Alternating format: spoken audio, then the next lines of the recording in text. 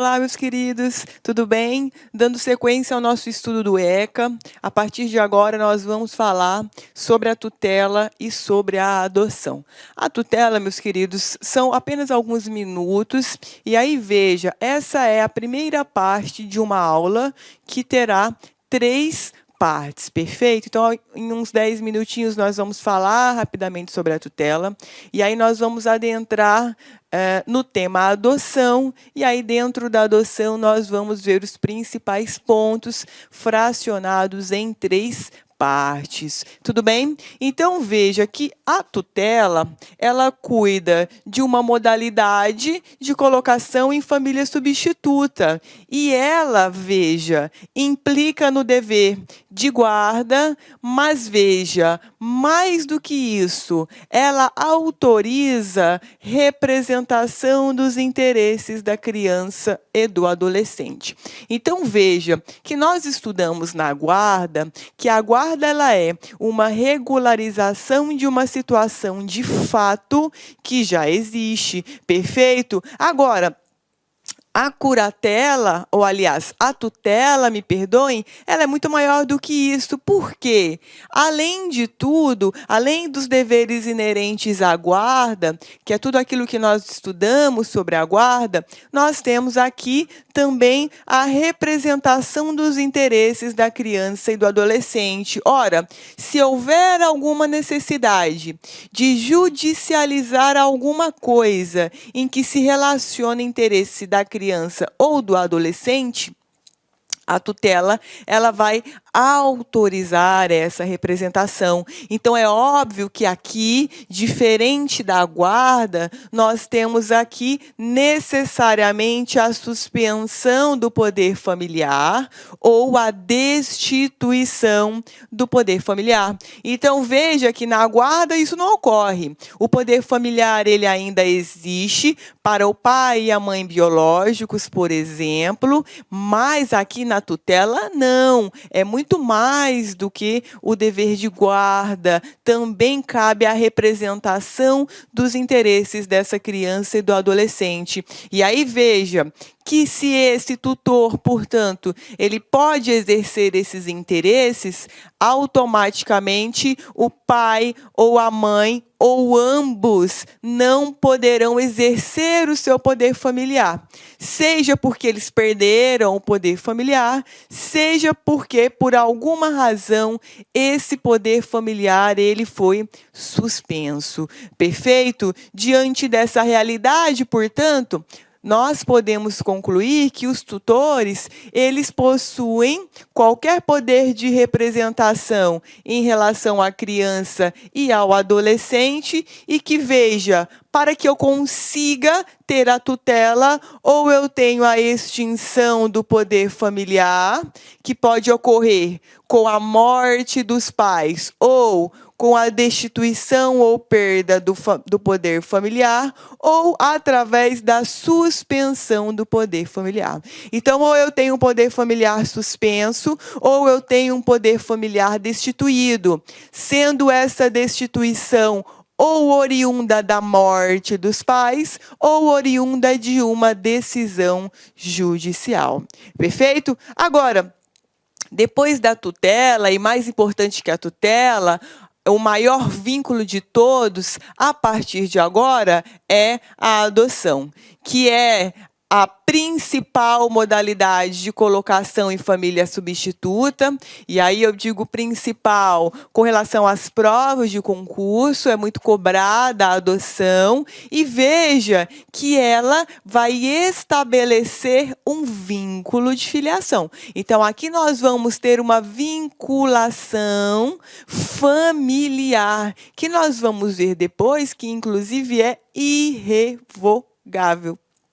Então, depois que esse vínculo é formado, em regra, ele não poderá ser dissolvido, ok? Veja que a adoção, como ela vai estabelecer um vínculo familiar permanente, perpétuo, ela é uma medida excepcional e vai ser caracterizada somente quando não for possível a manutenção da criança ou do adolescente em sua família natural, em sua família ampliada ou em sua família extensa. Porque, veja, dentro da gradação de retirada da criança ou adolescente do seu núcleo familiar, nós temos, primeiro, família extensa, depois, família ampliada. Primeiro, aliás, a família natural, aquele núcleo rígido,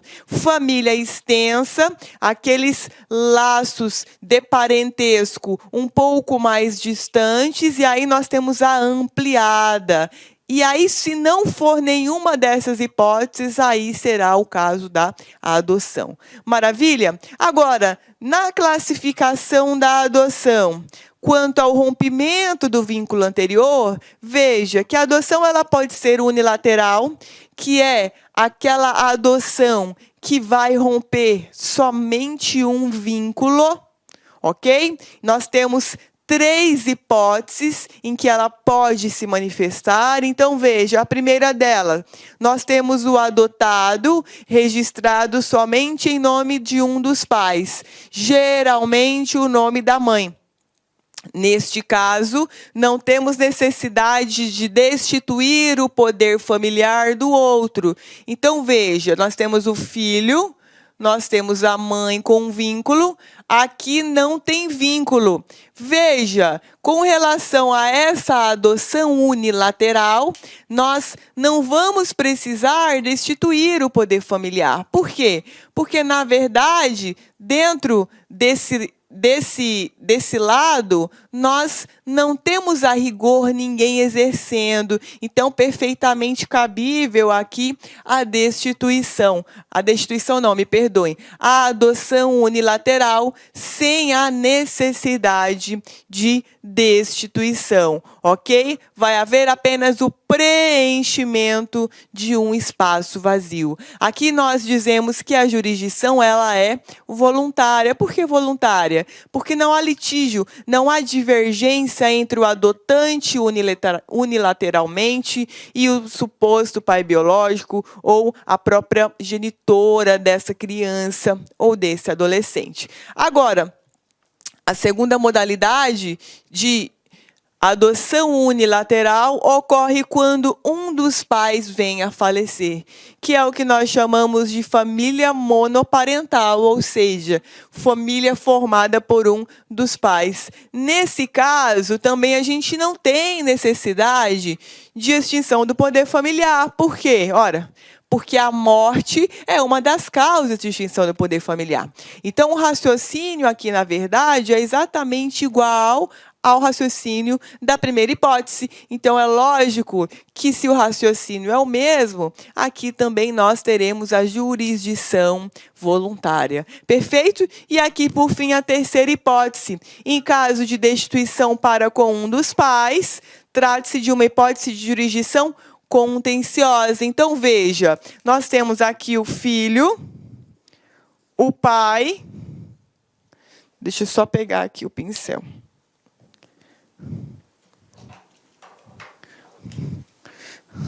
Nós temos aqui o filho, o pai e a mãe.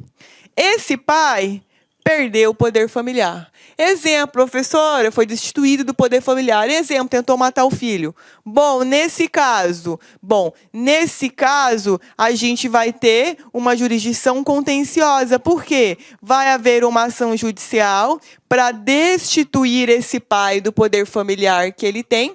E aí, depois, será aberta a possibilidade dessa adoção unilateral, ok? Como nós temos uma ação para que se possa acarretar essa perda do poder familiar, nós dizemos que é uma jurisdição contenciosa, perfeito? Agora, na classificação ainda, nós temos a adoção bilateral. Quando a adoção ela é bilateral, a gente tem o rompimento dos 2 vínculos.